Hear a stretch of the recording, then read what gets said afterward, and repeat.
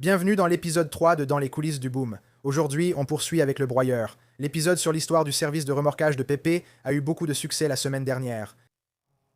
Des micro-ondes hors d'usage à la fin des années 70 à plus de 100 dépanneuses aujourd'hui. Voilà, c'est dit. Nous allons maintenant nous concentrer sur nos opérations actuelles, notamment sur notre domination du secteur du remorquage poids lourd. Beaucoup demandent souvent comment vous faites pour avoir autant d'interventions sur des véhicules renversés. Chaque semaine, je publie 2 ou 3 interventions sur des véhicules renversés, gros levage, intervention au rotateur. On commence avec ça, papa? La question serait, quand as-tu acheté ton premier rotateur? 2001. 2001? Centrie de 40 tonnes à 2 étages de patch chez Superior Tow. C'était l'unité 44. C'est vrai. Et j'ai mis ton nom sur la porte. C'est pourquoi Hulk est maintenant l'unité 44 à travers toutes ses versions. Oui. Et combien de temps avant le deuxième rotateur?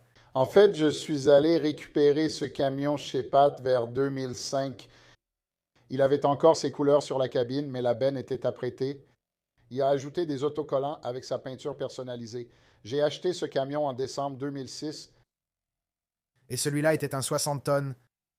C'est un 60 tonnes, oui. Il avait une cabine 01P379 à capot allongé avec un C16 et un 1060, oui. C'était celui que tu appelais Old Yeller?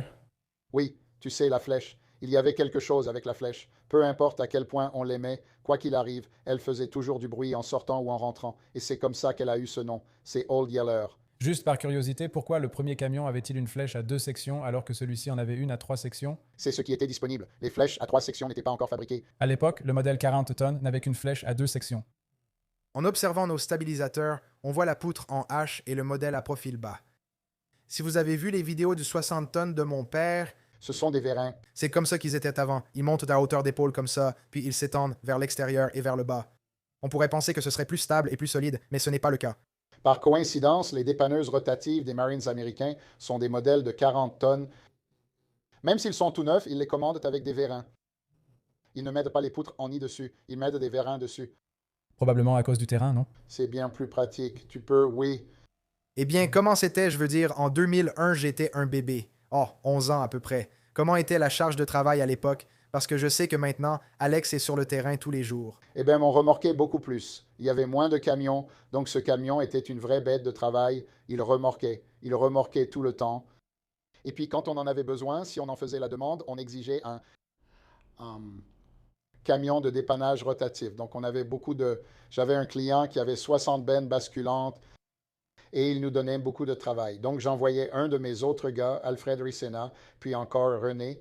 Ils allaient sur place. René était affecté au 19, qui est un Bill Bottoms, et il allait s'occuper de ces bennes basculantes à la décharge, mais je devais aider avec ça. J'essayais toujours de rester disponible pour la CHP. Avec le temps, je veux dire, en 2019, avec l'achat du 88 qui est Big Flipper, on pourrait parler tout d'abord de ce qui t'a poussé à acheter une dépanneuse de 75 tonnes alors que presque personne n'en a, sans parler de la façon dont tu l'as configurée, parce que celle-là est vraiment entièrement personnalisée. Comme tu t'en souviens, on en a parlé et je t'avais dit vouloir te transmettre l'entreprise plus vite. Je t'ai aussi demandé si tu voulais t'endetter avec ce camion. En fait, les prix étaient vraiment bons. J'ai payé un peu moins de 600, genre 598,5 pour ce camion sans bras de remorquage. Donc c'était un prix imbattable à l'époque, ouais, sur mesure, commandé spécialement.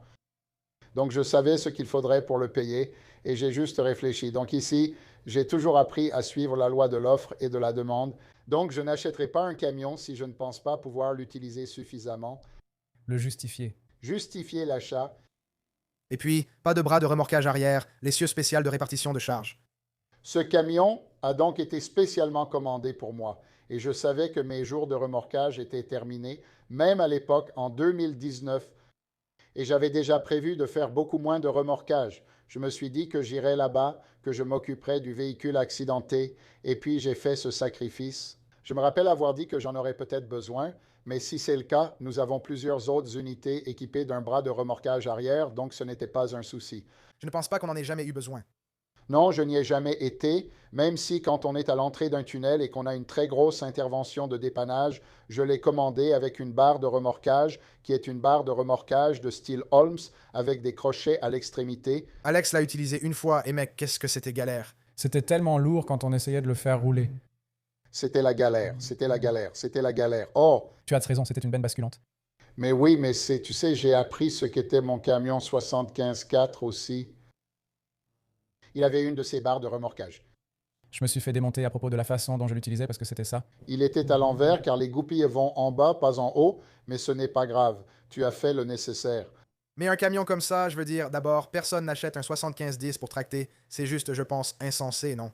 Et puis un commentaire qu'on reçoit souvent aussi, c'est quand est-ce que tu vas avoir Big Flipper 2.0? Tu sais, M. Senton, c'est celui qu'on me demande le plus souvent. Je le vois ainsi, Big Flipper est déjà un prédateur suprême. On ne peut pas faire évoluer un requin. C'est déjà un Apex, un grand blanc, tu vois. Il n'a même pas de bras de remorquage. Il fait moins de 80 000, tu as ce permis violet. Il a le dossier à l'arrière, 6 treuils plus solides qu'une double poutre en H. Impossible de faire mieux. En Californie, tu ne peux pas faire un M-Cent à cause des limites de poids. Donc tu ne pourrais pas obtenir un permis pour ça, c'est ça? Non, il a ce qu'ils appellent un permis pour véhicule automoteur. Un permis de grue. Il pèse 54 480 à l'arrière et 18 020 à l'avant. Donc, ça fait exactement 72,5. 72,8 d'une minute. Et au niveau des affaires, ce que les gens ne comprennent pas, c'est que peu importe si on envoie une dépanneuse rotative de 40 tonnes, une de 50, une de 60, une de 75 ou de 100, ça paye pareil. La police ne distingue pas, la facturation n'est pas faite selon la dépanneuse rotative. Et Los Angeles est tellement saturé que tu ne pourrais pas dire « cette dépanneuse rotative coûte 2 fois plus que celui-ci, mais le prix est le double d'un 50 tonnes. Tu peux avoir un 250 tonnes tout neuf pour le prix d'un M100. Donc, ça n'a aucun sens économiquement. C'est trop gros. » Big Flipper est maniable. J'accède à des endroits où Holt ne peut pas aller. Alors, ce qui se passe maintenant, c'est que les nouveaux propriétaires doivent opter pour une utilisation concrète. Un très cher ami, paix à son âme, Joe Gonzalez. Oh oui. Et depuis Today's so. le remorquage d'aujourd'hui. Donc, lui et son fils Miguel sont venus ici et j'ai eu une réunion. J'ai installé les 2 dépanneuses rotatives côte à côte avec les stabilisateurs déployés, donné à chacun une télécommande, puis je suis parti et ils ont fait tourner les flèches. Parce qu'il envisageait d'acheter un, je lui ai dit de prendre un 50 tonnes, mais comme je l'ai dit, il faut utiliser une utilisation concrète. Si vous devez avoir disons, un paiement de 8 000 $, vous voulez en tirer le maximum. Donc, beaucoup de gars choisissent le 40 tonnes parce qu'ils savent qu'ils vont tracter beaucoup. Ensuite, il est plus court de quelques pieds et supporte 5 000 livres à l'extrémité. Vous faites de nombreux sacrifices. Il faut choisir, comme je le dis souvent, un linebacker central n'a pas la même carrure qu'un pivot NBA. Il faut savoir ce que vous voulez. Et donc, c'est ça l'important dans le fait d'être diversifié. Et par coïncidence, en vendant notre 40, j'ai toujours ressenti une certaine fierté que Dieu nous ait permis d'avoir un 40, un 50, un 60 et un 75. Et je veux dire maintenant que j'envisagerais en fait un 85 de Miller quand il sera prêt. Donc Jordan a essayé d'en sortir un vers 2005, 2006, et c'était juste, il ne pouvait tout simplement pas le permettre. Il était tellement lourd. Un dépanneur à grande roue dans l'Est en a un, c'est une unité vraiment très solide. NRC produit bien un modèle de 4,25 tonnes. Oui, Oui, il l'appelle il ou elle. Le Heavy Incident, c'est comme un CRS 425 ou similaire, si je ne me trompe pas. je ne considère rien d'autre, je n'en sais rien, c'est Miller jusqu'au bout. C'est drôle, on n'a jamais eu de Jordan Heavy ici. Manny non plus. Eh bien, notre deuxième camion était un Kenworth de 1990 avec un DeWalt. Il avait un LG50, une flèche extérieure de 16 par 16 pouces avec une extension de 14 pieds, c'était costaud. Ce camion était solide, c'était une flèche fixe et il avait une sorte de conception à flèche articulée, même en 90 de Don Walters. Et donc Jordan a acheté le produit de Don Walters et ils l'ont intégré dedans. Eh bien, avant que tu aies les BNB, n'est-ce pas? Oui, Pourquoi es-tu passé d'un BNB à un Miller? Il n'y avait plus de stock. eh bien non, parce que tu sais, les camions Bill Bottoms, tout le monde sait que ces camions sont faits sur commande. Je veux dire, tu y vas avec ton pote Bill Bottoms. Il a débuté avec le Challenger puis la Signature Series, suivi de Bill Bottoms et du BNB. Et il passait toujours à autre chose, au point de devoir changer de nom, mais sa clientèle, Jim Katie à Dix West, était un fervent soutien. Il avait un 5 essieux de 85 tonnes de chez lui, et celui-là avait une barre de remorquage, pas de bras de levage. Charlie chez Bob a amené le tout premier vrai dépanneuse rotative de 100 tonnes à Los Angeles. Vrai, minuscule, minuscule. C'est bien cette béquille avant, non? Oui, c'est un bruit de fou, et j'ai commencé à acheter des camions à pattes. Et puis, une fois que j'ai commencé avec un, c'était facile de continuer avec ce même produit parce qu'ils étaient déjà prêts à l'emploi, ils étaient clés en main. J'ai toujours mentionné les 7 feux sur le toit, les voyants de filtre, les permis violets. Une fois que j'ai eu la première dépanneuse rotative, ensuite, nous avons eu notre 35 tonnes de pâte, un modèle 7035, puis l'année suivante, un modèle 9055, et donc nous avons acheté plusieurs camions successivement chez lui. Donc, depuis ce moment-là, tu es resté fidèle à Miller? Oui, oui, car je n'aurais jamais. Bill Bottoms fabrique une dépanneuse intégrée, mais pas pour nous. Je n'aime pas ça. Je l'ai vu et je n'aime pas. Donc, à l'époque, évidemment, tu avais quoi? 2 dépanneuses rotatives, non? En 2001? Eh bien, En 2006, vers 2006, vers 2006, il fallait le faire. À l'époque, évidemment, maintenant, Los Angeles est saturé de dépanneuses rotatives. Même dans tout l'Empire, tout le monde a une 50 tonnes, tout le monde a une 50 tonnes ou une 40 tonnes ou quelque chose comme ça. À l'époque, il y avait combien de dépanneuses rotatives où tu étais le seul? non, il y avait une entreprise dans le centre de Los Angeles avec une dépanneuse rotative de 60 tonnes et il avait commencé avant tout le monde. Il a battu tout le monde, US Tow. Moshe? Oh, Moshe n'en était pas propriétaire à l'époque, non. Le propriétaire d'origine. Il avait une 60 tonnes. Oui, il avait une 60 tonnes faite sur mesure, mais l'original, celle qui est reconnue, c'est la Black Cat d'Anaheim Fullerton. C'est soit un camion de 70 ou 75 tonnes, encore une fois, il n'a qu'une barre de remorquage, mais c'est bien l'original en Californie. C'est le tout premier, le tout premier. Celle-là est plutôt tristement célèbre. Si vous écoutez, cherchez simplement Black Cat Rotator sur Google. C'était quoi, un modèle des années 80, début 90? Oui, c'était probablement dans les années 80. Et il s'est retourné. Ils ont retourné celui-là, non? Ils l'ont retourné 2 fois. Ils l'ont retourné chez Ryan, dans un atelier de carrosserie près de Carmenita, et ça a soulevé un bol. Il faisait un changement de châssis sur une cuve, et je ne suis pas sûr que c'était bien fixé avec les stabilisateurs, et le bol l'a renversé un samedi. Et puis l'autre a crevé un pneu et s'est retourné sur l'autoroute. C'est effrayant. Concernant le marché saturé des dépanneuses rotatives, je trouve ça drôle car tout le monde en achète. La façon dont tu le dis, papa, c'est que les gens l'achètent en pensant que le travail va venir, mais il faut d'abord avoir le travail pour acheter une dépanneuse rotative, non? Beaucoup achètent ces dépanneuses rotatives, mais elles restent garées ou manquent d'opérateurs pour les utiliser.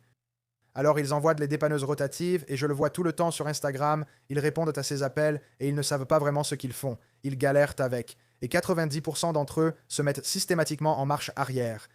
Tous les gars de notre région, pour une raison ou une autre, n'arrivent pas à travailler sur le côté avec la dépanneuse rotative. Donc je trouve ça juste drôle. Tu achètes un équipement qui coûte près de 600 000, 700 000, 800 000, 900 000 dollars, mais sans quelqu'un qui sait vraiment l'utiliser. Donc à l'origine, une partie des spécifications disait qu'il y avait comme ce mythe que c'était complètement rétracté. Pour une 50 tonnes, on te donnait 100 000.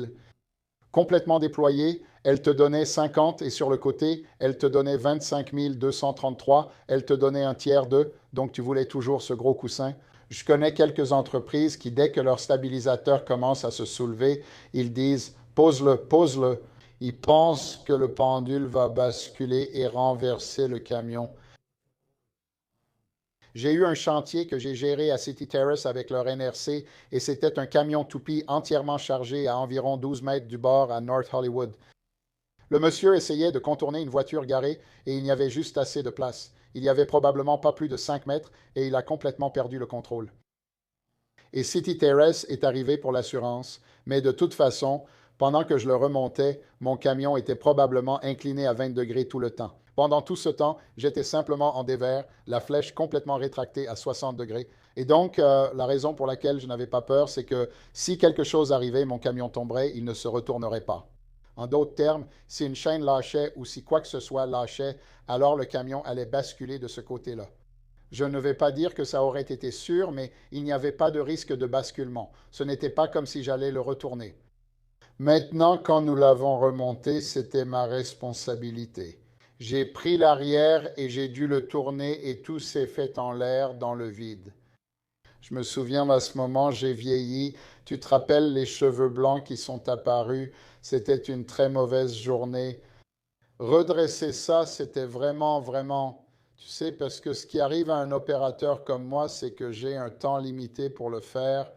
Et je me disais, tu vois, regarde-le partir. J'ai toujours compris que si quelque chose peut mal tourner, ça tournera mal.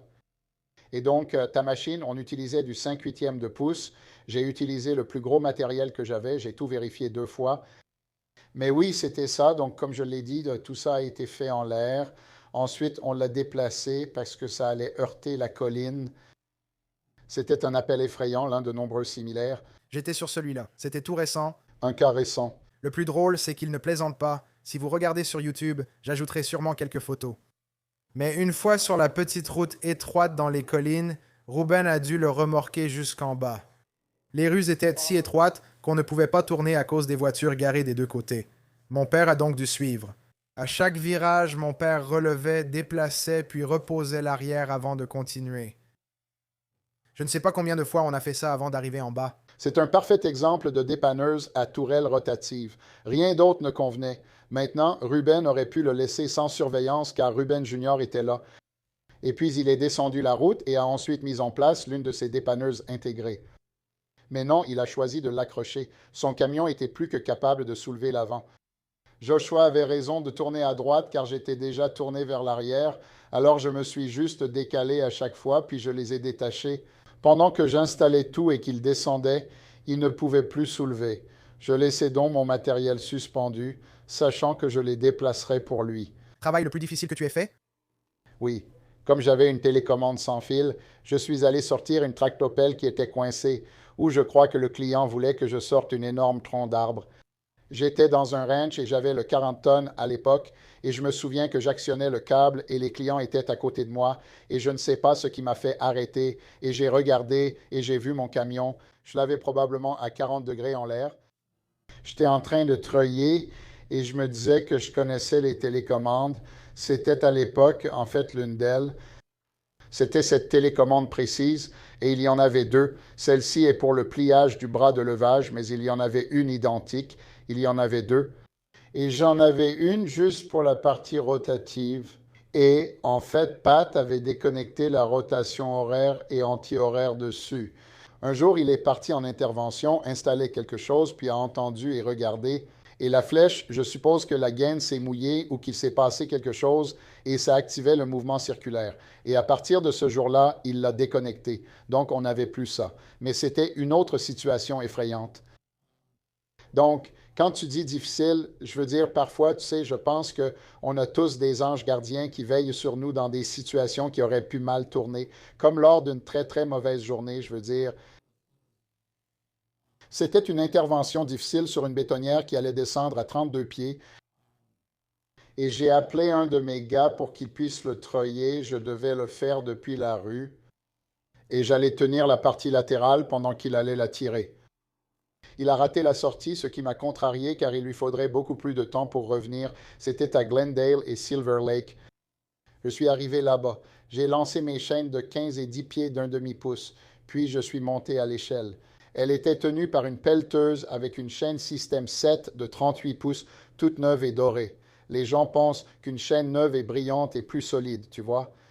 Sans savoir que souvent les noirs et anodisés sont les plus solides. J'ai alors mis la chaîne, monté à l'échelle et lancé la chaîne par-dessus. Ensuite, je suis redescendu et j'ai fixé la chaîne au châssis pour être au-dessus de la cuve. Puis j'ai mis une autre chaîne ici. Donc ton système de levage est prêt. Et puis j'ai tiré dessus tout de suite. Dès que j'ai tiré et que ça a commencé à passer par-dessus, j'ai tiré de ce côté et je l'ai déplacé. À ce moment-là, mon 7035 est arrivé. C'était M. Ramiro Durasso, le père d'Eddie. Il est décédé. Donc c'était un Peterbilt. Il avait un crochet central et il y a attaché. Et là, on savait qu'on l'avait. On l'a monté à mi-chemin de la colline. Et quand je suis allé déconnecter les chaînes, je pensais qu'il n'y avait qu'une chaîne, mais en fait, il y en avait deux ouvertes. Et il y avait un boulon d'un demi-pouce ou de 9/16 sans rondelle. Ils ont seulement mis un boulon et un écrou, et j'ai pensé, ça aurait pu casser ou la chaîne céder. C'est pour ça qu'on met des rondelles, sinon ça tournerait autour de la chaîne. Ouais, donc c'est un jour où je me souviens d'avoir conduit et d'avoir dit, c'est un boulon solide. Ouais, j'aurais pu, tu sais, si ce boulon avait lâché, ça serait passé par-dessus parce que c'était déjà penché. Et puis quand tu le tiens, ça ricoche un peu, il y a un petit effet, ouais. Donc la tienne était une bonne quand tu es allé là-bas et que tu avais cette grue sur laquelle tu descendais en roue libre. Malibu, tu l'attachais à l'arrière, tu as enlevé le pare-choc de ton camion. En descendant, elle a cassé le volant. C'était un 4 essieux de 60 tonnes et une grue de cette taille rend une dépanneuse rotative de 100 tonnes minuscule. Elles sont immenses à tous points de vue. En arrivant, j'ai déjeuné et apporté à Josh mon repas avec le reste de mon soda. Et je ne sais pas s'il était content de me voir, mais c'était à 78 miles sans radio. On n'avait pas le GPS qui s'affichait là-bas, mais c'était comme une chute de 1000 pieds. Il faisait nuit à ce moment-là, mec. Aucune lumière sur la route sinueuse. Je me souviens avoir vu le projecteur. Comme tout le monde le sait, dans une impasse, tu te demandes si tu peux faire demi-tour ou aller, tu cherches une sortie. Tu es toujours comme ça, tu veux jamais être piégé. Je me rappelle qu'en m'approchant, il y avait assez de place pour un demi-tour en 3 temps. Mais je suis allé tout droit jusqu'à l'endroit où il était. Ils étaient à environ 1,50 m de là, mais tu pouvais voir où il avait cassé la colonne de direction. Alors j'ai fait demi-tour, j'ai accéléré et je l'ai déplacé à pied. Je l'ai soulevé juste assez par en dessous, car on ne peut pas soulever entièrement une grue, surtout en descendant un chemin de terre, on risque de glisser. Josué l'a maintenu et nous sommes descendus à 1 ou 2 miles à l'heure tout du long. Donc très souvent, tu n'as pas besoin de puissance, tu as besoin de finesse, tu as besoin d'un peu de calcul, de physique, un peu de tout. La finesse, c'est certain. Alex, selon toi, quelle a été l'intervention la plus difficile ou la plus dangereuse depuis ton arrivée ici? Oui, je dis toujours que le plus difficile serait la plateforme pétrolière. C'est comme tout. Tu sais, pour moi en tout cas, chaque chose est une occasion d'apprendre. C'est celle qui est passée par-dessus le bord. Eagle Rock? Eh bien, tu sais, je veux intervenir sur quelque chose. Parfois, on se complique la tâche. J'ai eu un camion citerne de lait sur la route 210 et quand je suis descendu là-bas, j'y suis allé avec 5 gars. On était 5 gars. On avait 3 camions. Pour Hogan, c'était une citerne de lait renversée et ouverte avec environ 1/5 du contenu restant. Donc, l'eau étant le liquide le plus dense à 8,3 livres par gallon, le lait peut être à 6, 7, ça dépend, tout comme le carburant. Dans tous les cas, j'ai dit au chauffeur que ce serait facile. Et donc, l'une des choses que nous faisons pour redresser les citernes, c'est que tu essaies d'en acheter une et elle ne convenait pas. C'est que tu utilises l'idée du cintre où tu mets une planche de 10 par 15 ou 2 avec des tendeurs élastiques. Ensuite, tu sécurises ça et ça redresse la citerne, tu peux la suspendre. Tu fais tout. C'est une prise de levage, un seul point sur la cloison à condition que tout s'adapte. Donc, on a mis 2 planches de 10 par 15 là pour la citerne. Ensuite, on a accroché ça au tracteur et j'ai dit à mon chauffeur qui était en bas d'attacher les chaînes. J'ai donc procédé ainsi. Si tu montes 5 maillons d'un côté, tu fais pareil de l'autre. C'est la partie la plus solide. Ensuite, il a mis les 2 crochets ensemble. Un crochet accroché à l'autre. Et avec cette force-là, je me souviens du lieutenant là-bas, c'était un de ces types rares. J'ai compté, c'était la chaîne 2, 4, 5, 7, 9, 11 et 13. Je me souviens qu'il lui a dit de reculer. Et donc, je venais juste de passer par là et environ 4 à 7 secondes plus tard, j'appuyais sur mon levier, snatch ball. Et puis, j'ai entendu, mais le plus triste, c'est que quand je l'ai entendu, si ça m'avait tué, je ne l'aurais jamais su parce que quand je l'ai entendu de l'autre côté. Tu installes les 2 crochets, tu treuilles et boum. Tu entends? Quand j'ai entendu, mon loyer a augmenté. C'était Johnson Gonevo, les poulies de renvoi de 12 tonnes. On n'avait pas encore celles en alu à Stucums, ouais. Et elles font probablement 78 livres, ça dépend. Gonville est une société suédoise, non? Oui, il y avait Johnson avant, puis Gonibo, et ensuite, ils ont appris à s'intégrer. Mais c'était sur la couchette. Et tout le chaos, je me souviens que tout était juste emballé, et les gens disaient qu'il avait cassé son câble. Il a cassé son câble. Quand je suis descendu, j'ai dit avoir cassé le bois, ce que je n'aurais pas dû. Ensuite, j'ai vu le graphite et le crochet de levage droit. L'oreille avait été arrachée. Et donc, je n'ai jamais oublié ça. C'était donc bien entièrement chargé? Non, il était partiellement chargé, mais ce n'était pas ça. C'est juste un crochet de préhension. Il n'avait pas assez de matière pour l'accrocher. Ça n'aurait jamais tenu, ils ne sont pas faits pour ça. Et on a appris ça lors de notre test de compétences, peu importe avec qui tu te formes. Chez Rick Master, au niveau 6 CTTA ou dans les cours de rotateur, tu vas toujours jusqu'à un maillon. Nous allons tous au châssis et le faire maintenant. Miller a des crochets de levage. Mais ça montre bien que peu importe à quel point tu es bon ou à quel point tu penses l'être, des accidents arrivent à tout le monde, à nous tous. On peut se relâcher. Et je pense que c'est ce qui me retient le plus, c'est que moi, personnellement, on me dit souvent que je suis arrogant, mais j'ai toujours ça dans un coin de ma tête. À n'importe quel moment, tu sais, j'aurais pu mal mettre une manille et la charger de travers ou tu sais faire quelque chose de risqué. Dans notre secteur, ça finit souvent ainsi, cela arrive fréquemment. Environ un dépanneur meurt tous les 6 ou 7 jours, principalement parce que, tu sais, il travaille sur le bord de l'autoroute. Mais nous connaissons personnellement quelques personnes qui sont mortes pendant les opérations de levage. C'est vraiment un domaine très dangereux, et pour une raison quelconque, on y est juste attiré. Eh bien, quelqu'un doit passer sous ce camion, tu sais, ou sous ce véhicule à récupérer pour l'arrimer. Et parfois, je me souviens toujours, je pourrais appeler ça une erreur maintenant, ou définitivement, euh, je parle pas. En partie parce que tu n'étais pas négligent ni en train de tricher, mais tu ignorais la situation. Tu passais près d'un châssis sous tension et Long Beach. Et puis, quand tu as finalement réussi à casser le verrou, je me souviens de la vitesse à laquelle c'est parti.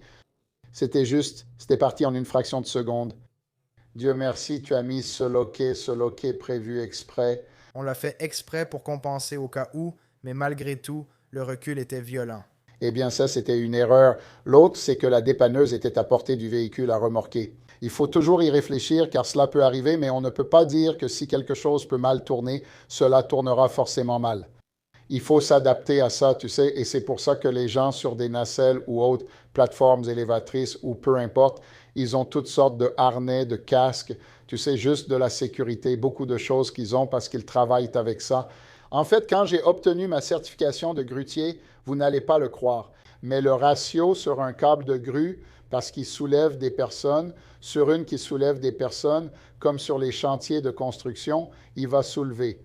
Un panier avec, comme un ascenseur, c'est 1101, ouais, ce n'est pas 4 pour 1 comme tu trouverais sur nos camions et ce genre de choses, comme les chaînes et tout ça. Et c'est une autre chose dans le test de compétences, ils te disent de ne jamais te fier à la résistance à la rupture. Fie-toi à la charge de travail. Je sais que les pompiers du comté et de la ville de Los Angeles, pour un objet de 18 000 livres, utilisent 2 chaînes. Ils s'en fichent, ils en prennent 2. Ils utilisent des chaînes de grade 100 ou 120. Même au-delà, ils préfèrent utiliser 2 chaînes et se basent sur la charge de travail, pas sur la résistance à la rupture. Pour ceux qui savent ce que ça veut dire, le facteur de sécurité, c'est, disons que vous avez une chaîne, d'accord? Et il est indiqué que la limite de charge de travail est de 15 000 livres.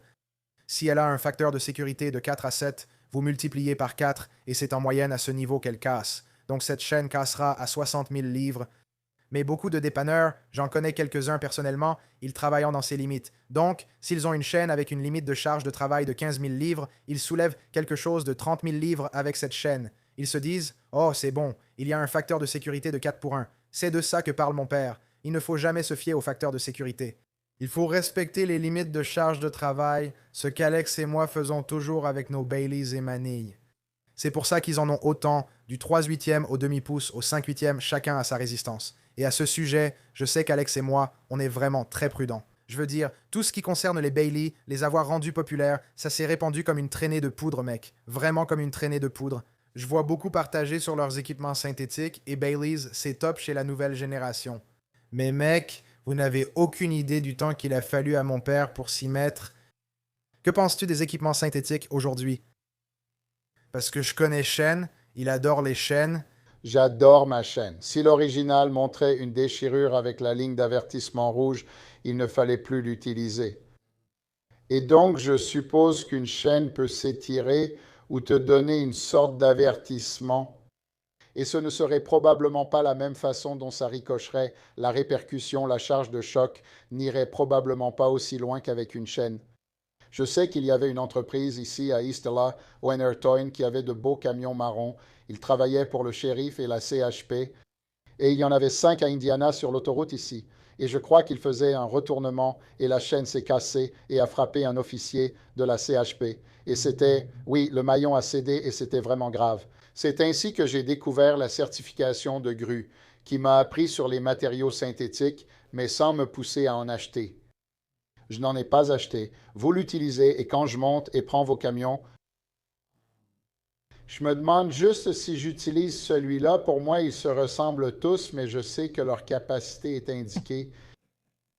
Comme je l'ai dit, l'ancienne et la nouvelle école ont leurs avantages et inconvénients. Alex et moi, on est à fond dans le synthétique qui explose en popularité. J'ai même tout un kit Hulk 2.0. Ma question est, Papa, comment tu vois le secteur du remorquage en 2026 par rapport aux années 80, aux années 90? Tu sais, l'éthique de travail, les méthodes, juste l'environnement, tout ça. Eh bien, l'hydraulique a clairement facilité le travail grâce à leur portée et à leur incroyable capacité de levage. Et puis, les dépanneuses rotatives sont venues s'ajouter à ça, rendant les choses encore plus faciles. Cependant, parfois, quand c'est plus pratique, comme tu l'as mentionné plus tôt, la complaisance s'installe. Quand tu es formé sur l'équipement conventionnel qui va tout droit vers l'arrière, tu dépasses ça ensuite parce que le gréage avec une dépanneuse rotative est identique. Tu as une levée et une prise, mais tu le fais sur le côté. Donc, ça change un peu les choses où tu t'intègres, où tu peux t'intégrer, les emplois que tu peux obtenir. Eh bien, je n'ai même pas besoin de mentionner l'aspect financier. C'est un peu la rémunération des interventions qu'on faisait à l'époque a explosé. Mais en même temps, tout a augmenté. Le diesel a augmenté aussi. Je pense que l'application des règles a un peu changé. Il fut un temps où la police autoroutière te permettait de remorquer à peu près 80 km depuis le véhicule à dépanner. Scott's Free. Oui, et ça a changé. Il y a une station de pesage devant toi. Tu ferais mieux de t'arrêter. Sinon, la MRE verra quelque chose. Les agents mobiles de contrôle routier vont remarquer quelque chose. Donc, par exemple, dans le contrat de service de dépannage maintenant, ils ont ajouté que tu ne dois pas surcharger tes essieux arrière ou remorquer avec moins de 50% du poids sur l'essieu avant et d'autres formules pour ça. Mais maintenant, ils peuvent te verbaliser. Tu peux recevoir un avertissement puis être signalé et exclu de la patrouille autoroutière pour conduite dangereuse. Donc, je dirais qu'il y a beaucoup plus de responsabilités, beaucoup plus de risques maintenant, avec beaucoup plus de regards braqués sur nous, parce qu'il suffit d'une seule personne pour tout gâcher. Surtout en Californie. Ouais. Maintenant, il y a une réglementation. Je me souviens qu'il y avait des entreprises qui faisaient du remorquage léger et qui faisaient des mises en fourrière sur demande de propriétaires privés, des PPI ici dans la région de Los Angeles. Dans le cadre de l'agrément du commissaire de police, ils ont été réprimandés pour absence de permis, puis se sont déplacés d'1 kilomètre dans le comté voisin non réglementé. Ils continuent le même travail, mais avec moins d'obligations de rendre des comptes depuis leur déménagement dans un comté. Maintenant, il y a beaucoup plus de contrôle, il faut avoir des compétences, il y a une vérification des antécédents criminels. Cela n'existait pas dans les années 80, pas plus que le CHP 234FO. Wow! Tu pouvais être un meurtrier et il s'en fichait. Richard Ramirez m'a dit. Je me souviens d'une fois où il y avait un gars du FSP et ça s'est passé à la Central Highway Patrol. Je n'oublierai jamais. C'était un cours du samedi, probablement du FSP. L'un des gars était parmi les criminels les plus recherchés d'Amérique. Ils l'ont arrêté sur place. Comment il s'appelle? Je ne sais pas. Mais oui, c'est ce que je pense. Je pense qu'il faut plus de responsabilité. Il y a plus de regards braqués sur nous maintenant qu'avant. Et puis, d'un autre côté, les gens dans mes commentaires, en général, sont plus âgés. Les 55 ans et plus représentent la majorité sur YouTube, non? De nombreux commentaires de ces personnes disent « À mon époque, les chauffeurs étaient des meilleurs. » Qu'est-ce qui se passe avec ça? Tu sais, pourquoi est-ce qu'ils ont tellement plus d'accidents? Je n'étais pas là à cette époque, mais toi, oui. Y avait-il autant d'accidents et de tonneaux avant qu'aujourd'hui? Eh bien, je veux dire, la croissance de la population, tu sais, Tout le monde était bien plus... absolument. Nous sommes bien plus nombreux maintenant qu'avant. Donc, si un camion sur 100 se renversait, maintenant, si tu en as 1000, 10 camions vont se renverser. Il y avait un problème. Je me rappelle avoir appelé Gary Northrup chez Continental à propos d'un problème d'écrou de traînée sur le 710 à Bandini. Et Gary il a dit, ces stupides suspensions pneumatiques sur les remorques, je les déteste. Parce que ce qui se passe, c'est que quand elles tournent, elles compensent. Donc, elles bougent. Elles ont du jeu par rapport à une Hendrickson. Les gens qui remorquent des camions à ordures connaissent bien ce IBM. C'est vraiment une unité robuste. Ouais, c'est massif. Ouais, il n'y a pas de ressort à lame, pas de coussin d'air, rien du tout. Kenworth a un système à 8 coussins d'air que je n'aime pas. Donc oui, ça fait que ça permet aux camions de bouger davantage et ils auront un peu plus de jeu. Oui. Donc voilà un premier point. Tu sais, Alex et moi, on voit ça tous les jours. Pour moi, les exigences pour conduire ça étaient plus élevées. Quand j'étais gamin, un chauffeur titulaire du permis poids lourd, c'était vu comme un vrai boulot d'homme. Aujourd'hui, les gens qu'on voit tous les jours, en tongs, ignorent même le poids de leur camion. Ils ne conduisent que des automatiques et seraient incapables de conduire. On remorque des Penske sans cesse.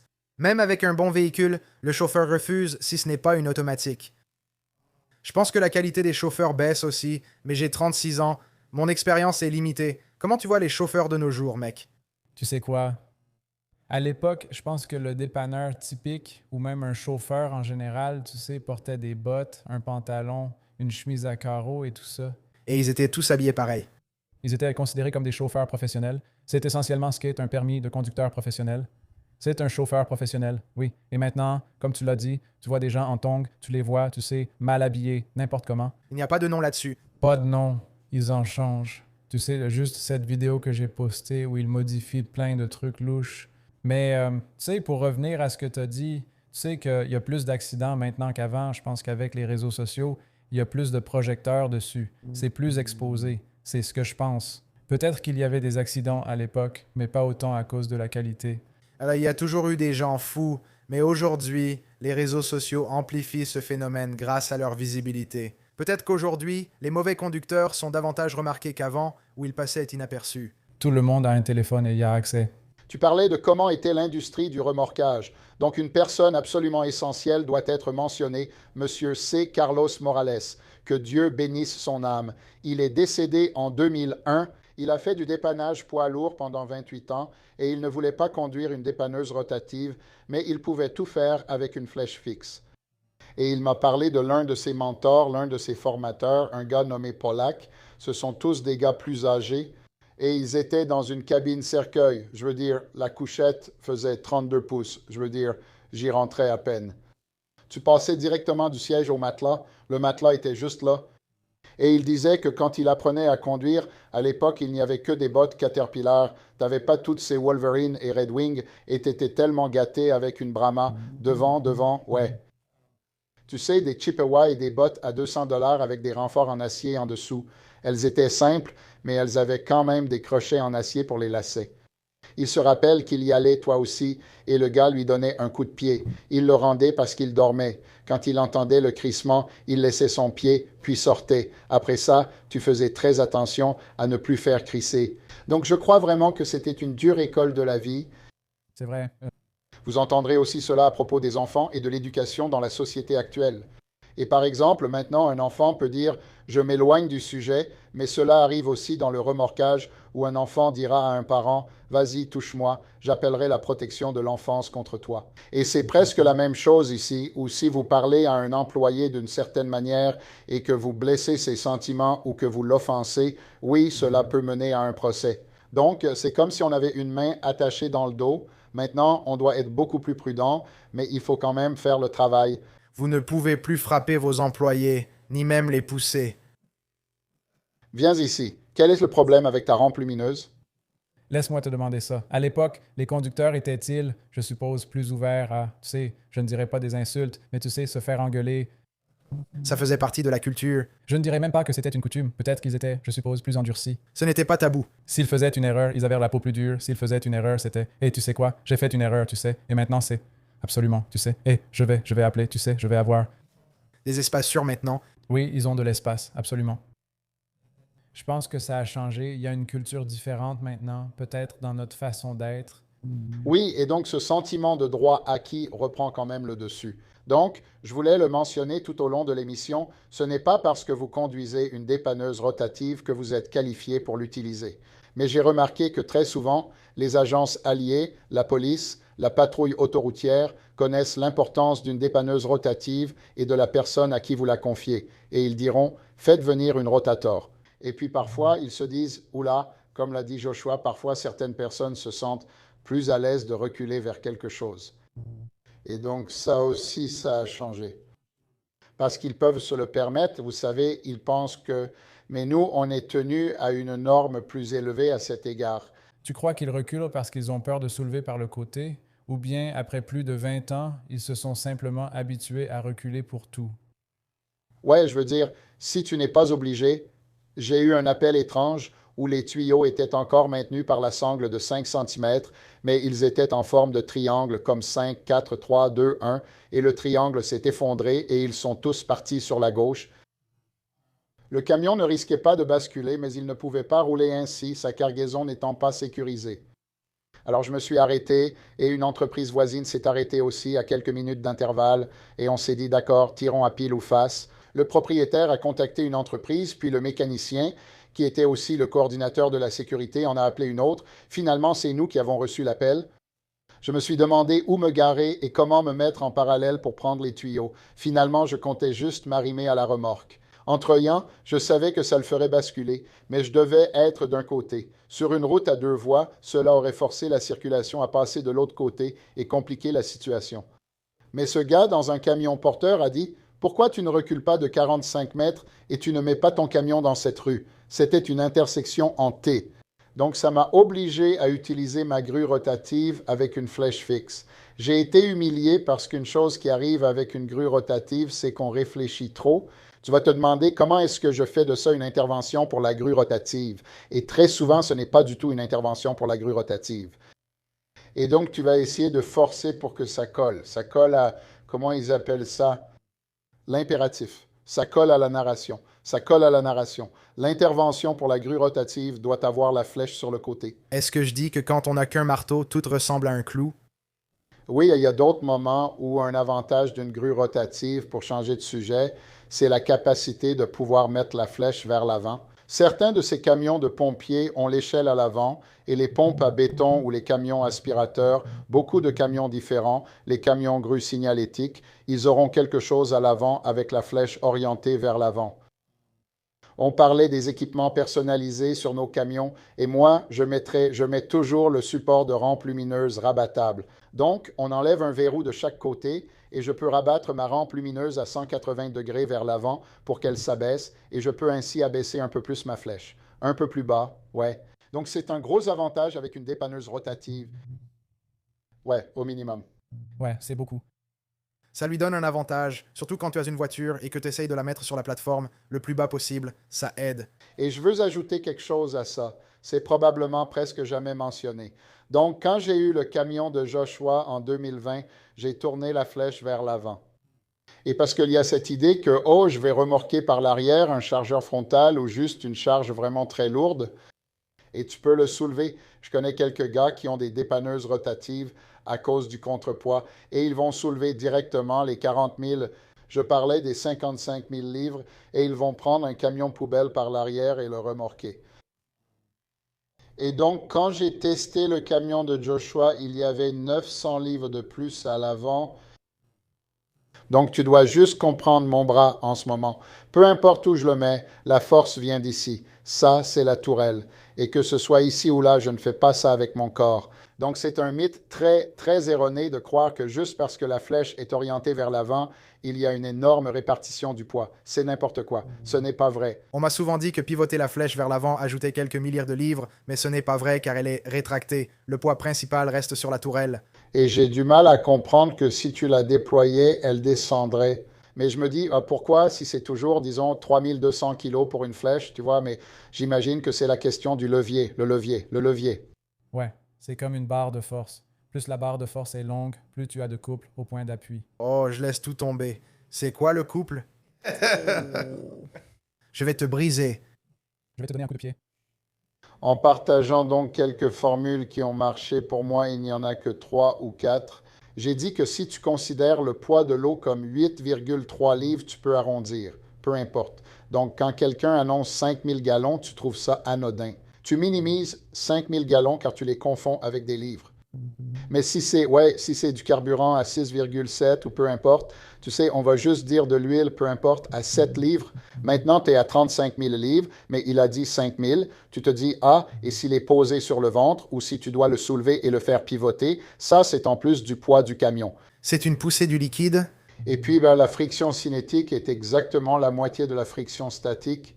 Si quelque chose coince, il m'est souvent arrivé que mes gars tirent dessus, faisant pencher le camion. Je leur dis alors, bougez, laissez-moi faire, et je prends le relais.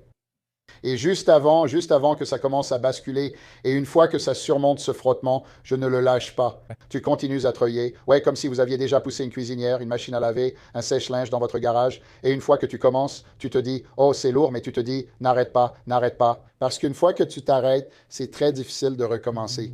Donc c'est pareil parfois avec le treuil. Par exemple, treuiller un véhicule immobilisé dont les freins ne fonctionnent plus du tout et qui te donne du fil à retordre.